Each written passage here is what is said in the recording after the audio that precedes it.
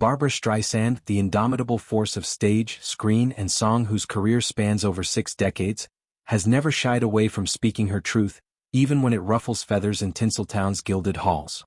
At 83, with an EGOT trophy case that gleams like a beacon of uncompromised artistry, Streisand remains a lightning rod for discussions on equity, legacy, and the quiet rebellions of women in Hollywood.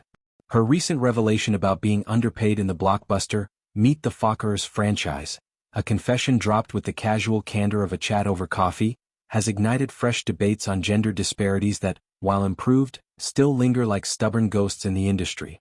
Yet, in the aftermath, Streisand has drawn a line in the sand, articulating her priorities with a clarity that reaffirms her status as an icon who charts her own course, unswayed by studio pleas or nostalgic callbacks. The spark ignited during a reflective interview where Streisand revisited her tenure in the Fockers series, the raucous comedies that grossed over $1 billion worldwide. In Meet the Fockers, 2004, and its sequel Little Fockers, 2010, she brought her comedic timing and maternal ferocity to the role of Roz Focker, the free-spirited sex therapist whose unapologetic zest clashed hilariously with Ben Stiller's uptight Greg. But beneath the laughs, Streisand disclosed a sour note: "They'd have to pay me a lot of money because I didn't get paid what the other people got paid, and so I'm pissed off." Her words, delivered with that signature blend of wit and weariness, echoed the era's systemic inequities, a time when women's salaries trailed men's despite equal, or superior, drawing power. It was the early 2000s post-Thelma and Louise, but pre-#MeToo, when pay gaps were as normalized as craft services spreads. Streisand's candor wasn't mere venting, it was a historical footnote to her trailblazing path.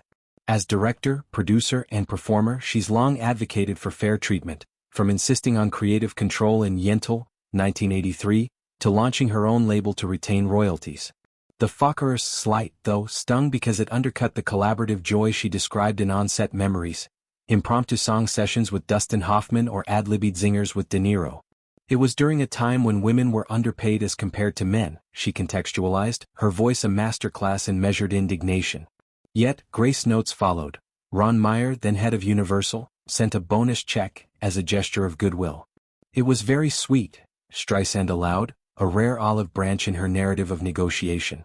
Fast forward to today and the franchise's architects, producers De Niro, Stiller, are eyeing a revival, whispers of Fockers 4, buzzing like paparazzi flashbulbs.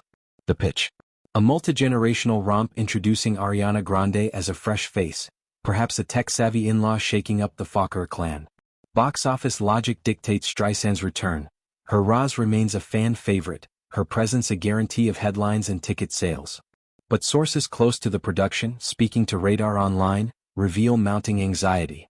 Producers believe they can lasso her in for a last-minute cameo, one insider confided, evoking images of frantic script tweaks and sweetener offers. De Niro and Stiller, both in their 70s and 80s respectively, are said to champion the reunion, not just for nostalgia but for the alchemy of pairing Streisand's gravitas with Grande's pop effervescence. Ben and Bob want it to happen if only for the chance to get Barbra on camera with their new co-star Ariana Grande, the source elaborated, hinting at scenes alive with intergenerational spark. Streisand, however, has other designs. But Streisand has made it clear she has other priorities, the report concluded, a phrase that encapsulates her post-Fockers evolution. At this juncture, her focus tilts toward philanthropy and personal projects.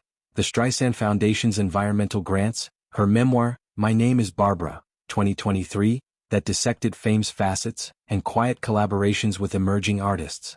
She's voiced support for women's rights, from reproductive justice to anti-aging bias in casting, but on her terms, through op-eds or one-off performances, not franchise fetters.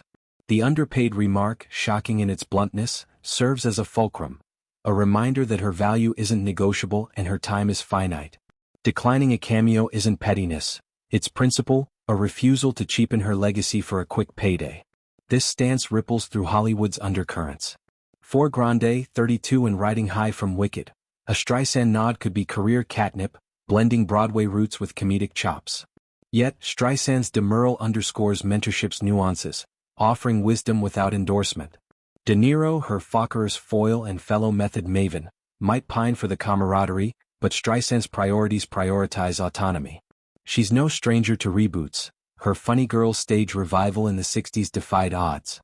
But now, with accolades stacked and chapters closing, she curates selectively. The Fokker saga, for all its hilarity, symbolized an era of compromises she's outgrown. Critics speculate on the revival's fate. Sans Streisand, a potential flop, they warn, without her Roz injecting chaos and charm.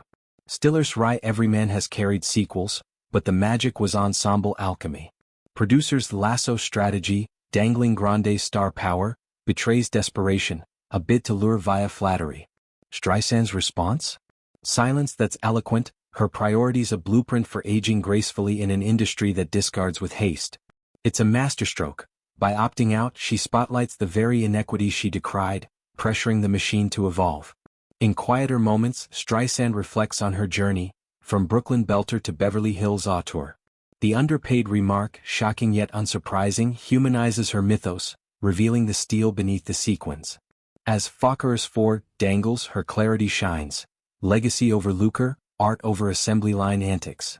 Hollywood watches, learning that true icons don't return. They redefine departure, leaving doors ajar for the next wave while safeguarding their own flame.